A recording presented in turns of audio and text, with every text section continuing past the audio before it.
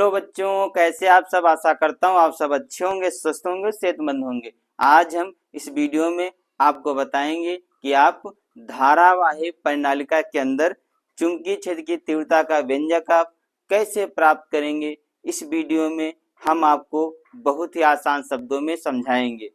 ये जो क्वेश्चन है परीक्षा में हर वर्ष पूछा जाता है, इसलिए सभी बच्चे इस प्रश्न को तैयार करके अवश्य जाएंगे। हम आपको सबसे पहले चित्र के माध्यम से समझाएंगे, फिर हम आपको बताएंगे कि आप इसका व्यंजक कैसे प्राप्त करेंगे। तो ध्यान से चित्र में देखिए, यहाँ पर हमने एक परिनालिका बनाई है और जो परिनालिका इसमें फेरों की संख्या क्या है, n है, और परिनालिका में I धारा प्रवाहित हो रही है। और जो परिनालिका है, परिनालिका के अंदर चुंबकीय क्षेत्र समान होता है और परिनालिका के बाहर चुंबकीय क्षेत्र शून्य होता है। और तो आप लिखेंगे इसमें, माना परिनालिका के प्रति एकांक लंबाई में फेरों की संख्या n है। माना परिनालिका के प्रति एकांक लंबाई पर फेरों की संख्या n है और इसमें I धारा प्रवाहित हो रही है। जब किसी परिनालिका में धारा प्रवाहित की जाती है तो यह एक क्षण की भांति व्यवहार करती है, यानी कि जब कोई भी परिनालिका हो, जब इसमें विद्युत धारा प्रवाहित की जाती है तो वह एक क्षण की भांति व्यवहार करती है। और परिनालिका के अंदर जो है चुंबकीय क्षेत्र समान होता है और परिनालिका के बाहर चुंबकीय क्षेत्र शून्य होता है। अब आप यही लिखेंगे, माना परिनालिका के प्रति एकांक लंबाई पर फेरों की संख्या n है, इसमें बहने वाली धारा I है। जब किसी परिनालिका में विद्युत धारा प्रवाहित की जाती है तो यह एक क्षण की भांति व्यवहार करती है। परिनालिका के अंदर चुंबकीय क्षेत्र समान तथा बाहर शून्य होता है। तो हमने आपको जो ये परिनालिका बनाई है, इसके माध्यम से आप थ्योरी को कैसे लिखेंगे हमने आपको बताया है। इसके बाद देखिए, हमने एक चुंबकीय क्षेत्र बनाया है और इसमें एक आयताकार लूप ABCD बनाया है। अब इसके चारों ओर रेखीय समाकलन ज्ञात करेंगे। तो आप ध्यान से देखिए, AB ये जो भुजा है, ये देखिए कहाँ चुंबकीय क्षेत्र के समांतर है, इसलिए यहाँ पर थीटा बराबर कितना होगा, 0 अंश। थीटा बराबर कितना होगा, 0 अंश। और देखिए AD भुजा और BC ये चुंबकीय क्षेत्र के लंबवत हैं, इसलिए यहाँ पे कितने अंश का कोण बनेगा, 90 अंश का बनेगा। और चुंबकीय क्षेत्र के बाहर कितना होगा, B बराबर 0, क्योंकि हमने अभी आप बताया है आपको परिनालिका के अंदर चुंबकीय क्षेत्र समान तथा बाहर कैसा होता है, शून्य होता है। फिर आप लिखेंगे आयताकार लूप ABCD के चारों ओर चुंबकीय क्षेत्र का रेखीय समाकलन। अब हम जो ये आयताकार लूप बनाए हैं, ठीक है, ABCD, इसके चारों ओर चुंबकीय क्षेत्र का रेखीय समाकलन करेंगे। तो ध्यान से देखिए, तो यहाँ पे लिखेंगे समाकलन B vector into DL vector बराबर समाकलन पहले करेंगे AB इसका, तो यहाँ से लिखेंगे A से B, फिर लिखेंगे B vector into DL vector plus इसके बाद किसका करेंगे, B और C का। तो यहाँ पर लिखेंगे समाकलन B से C, फिर लिखेंगे B vector into DL vector, फिर प्लस लगाएंगे। अब करेंगे C से D, तो यहाँ पर लिखेंगे समाकलन C से D हो जाएगा B vector into DL vector, फिर प्लस अब करेंगे D से A, तो यहाँ पर लिखेंगे समाकलन D से A यानी कि B vector into DL vector. इतना हो जाएगा, हमने चारों भुजाओं का रेखीय समाकलन कर लिया है। आपने एक सूत्र पढ़ा होगा, सूत्र होता है A vector into BA vector बराबर AB cos थीटा, ये सूत्र होता है। अब क्या करेंगे, हम ये वेक्टर हटाएंगे तो क्या लग जाएगा, cos थीटा।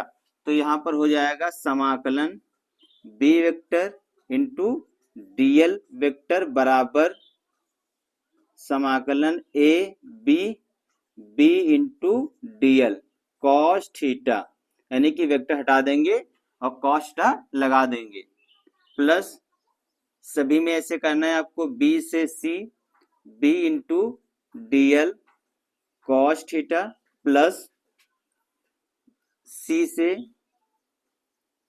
डी, तो हो जाएगा B into D L cos theta plus फिर करेंगे डी से ए समाकलन B into D L cos theta, यानी कि हमने क्या किया, वेक्टर हटा दिए, क्या लगा दिया, कॉस थीटा। अब इनके मान हम रखेंगे यहां से, तो देखिए ए बी, ए से बी अगर है समाकलन तो रखेंगे थीटा बराबर 0, तो यहाँ पर देखिए ए से बी है, तो ये हो जाएगा हमारा समाकलन B vector into DL vector बराबर समाकलन ए से बी, तो यहाँ पे हो जाएगा बी इंटू डीएल कॉस, कितने अंश रखेंगे यहाँ पर, 0 अंश, तो हम रख देंगे 0 अंश प्लस, अब लिखेंगे बी से C B into DL cos. अब ए बी भुजा जो थी वहां पर थीटा अंश रखा था, आप देखिए बीसी, बीसी क्या है, चुंबकीय क्षेत्र के लंबवत है, कितना रखेंगे, 90 अंश, तो यहाँ पर हो जाएगा थीटा के स्थान पे 90 अंश प्लस फिर समाकलन सी से D B into D L cos theta. अब यहाँ पर आपको थोड़ा सा ध्यान देना है, जो सी से डी निकाल रहे हैं, सी से डी, इसमें चुंबकीय क्षेत्र जो है, चुंबकीय क्षेत्र के बाहर कह सकते हैं, परिनालिका के बाहर जो है चुंबकीय क्षेत्र कैसा होता है, शून्य होता है, यानी कि परिनालिका के बाहर चुंबकीय क्षेत्र शून्य होता है, तो यहाँ पर आप लिखेंगे बी के स्थान पर क्या लिख देंगे, शून्य into D L cos theta, इतना रहेगा, क्योंकि परिनालिका के बाहर चुंबकीय क्षेत्र कैसा होता है, शून्य होता है, फिर प्लस समाकलन डी से A B into D L. अब देखिए डी ए समाकलन करेंगे तो डी ए क्या है, चुंबकीय क्षेत्र के लंबवत है, तो कितना रखेंगे, 90 अंश, तो यहाँ पर हो जाएगा कॉस 90 अंश।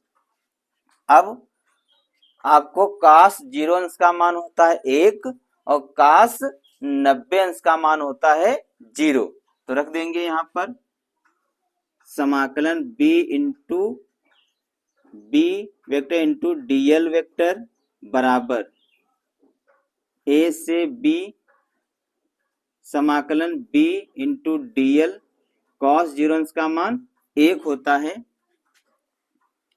प्लस समाकलन b से c, अब देखिए b इंटू डीएल कॉस 90 अंश का मान 0 प्लस सी से डी, अब यहाँ पर चुंबकीय क्षेत्र का मान कितना है, 0 है, तो अगर हम 0 से गुणा करेंगे तो ये सब 0 हो जाएगा, प्लस ये हो जाएगा डी से A B into D L cos 90 अंश का मान 0। अब आपको यहाँ पर ध्यान से देखना है, इसको लिखेंगे समाकलन B vector into D L vector बराबर, अब अगर 1 से गुणा करेंगे तो आ जाएगा बी डी एल, अब ये जो समाकलन है यहाँ पर आ जाएगा, तो ये हो जाएगा बी समाकलन ए से बी यहाँ पे लिख देंगे, यानी कि ए बी का कर रहे हैं, तो और डी एल प्लस यहाँ पर अगर 0 से गुणा करेंगे तो सब 0 हो जाएगा, यहाँ पर चुंबकीय क्षेत्र 0 0 से अगर हम गुणा करेंगे तो सब 0 हो जाएगा, और यहाँ पर भी आप देखिए अगर 0 से गुणा करेंगे तो ये सब 0 हो जाएगा। अब यहाँ पर देखिए ए से बी, जो ए भुजा है ए बी और सी डी, ये एक आयत है, आयत में आमने सामने की भुजाएं बराबर होंगी, अगर सी डी बराबर x है तो ए बी कितना होगा, x होगा, तो यहाँ पर लिख सकते हैं समाकलन B vector into DL vector बराबर बी, और डीएल के स्थान में क्या हो जाएगा, x, और ये तो सब 0 है, इतना आपका हो जाएगा, इसको मानेंगे समीकरण नंबर 1। अब लिखेंगे एम्पियर के परपथीय नियम से, तो लिखेंगे एम्पियर के परपथीय नियम से। तो एम्पीयर के प्रवृत्ति नियम का सूत्र होता है समाकलन B vector into DL vector बराबर म्यू नॉट आई होता है, पर यहाँ पे आई नहीं रखेंगे क्योंकि समाकलन B vector into DL vector बराबर म्यू नॉट आई ये होता है एम्पीयर के प्रवृत्ति नियम का सूत्र गुणे आयताकार लूप एबीसीडी की धारा। वैसे तो एम्पीयर के प्रवृत्ति नियम का सूत्र होता है समाकलन B vector into DL vector बराबर म्यू नॉट आई, पर यहाँ पर आई नहीं रखेंगे, यहाँ पर रखेंगे आयताकार लूप एबीसीडी की धारा। तो देखिए हमने यहाँ पर आयताकार लूप बनाया है एबीसीडी। यहाँ पर हमने दो चित्र बनाए, यहाँ पे परिनालिका बना लिया है। फिर आपको समझाने के लिए कि आप डेरिवेशन बहुत ही आसानी से समझ सके, इसके लिए हमने यहाँ पर दूसरा चित्र बना लिया है। एक चुंबकीय क्षेत्र बनाया है, इसमें एक आयताकार लूप एबीसीडी को रखा है। रखने के बाद हमने इसको बहुत ही आसान शब्दों में सिद्ध किया है। तो आप जो इस परिनालिका इसमें फेरों की संख्या n है और इसमें I धारा प्रवाहित हो रही है, और जो हमने आयताकार ये लूप लिया है इसकी भुजा क्या है x है।